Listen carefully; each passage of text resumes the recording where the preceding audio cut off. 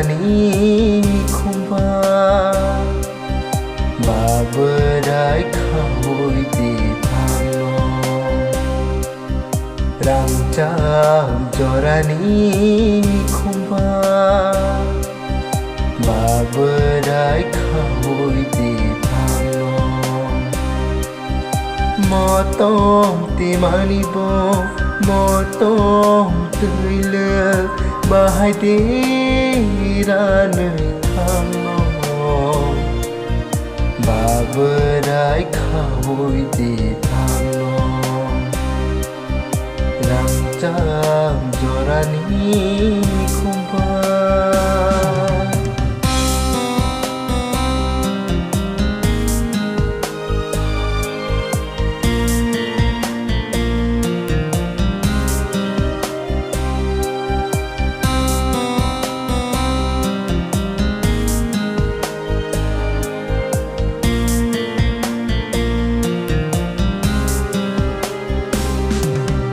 Sajalang tong thong mani bolong bai macam mani Sajalang tong thong mani bolong bai macam mani Boy ni sai barang nai thok ti mali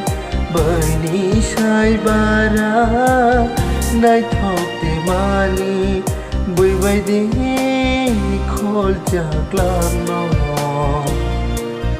baberai khawoi ti thang no bui bai di khol jaklang no baberai khawoi ti Rangchang jorani khumba baberai khawoi diphangno Rangchang jorani khumba baberai khawoi diphangno motong timanibo motong tuile bahai dirane thango baberai khawoi diphangno rangchang jorani khumba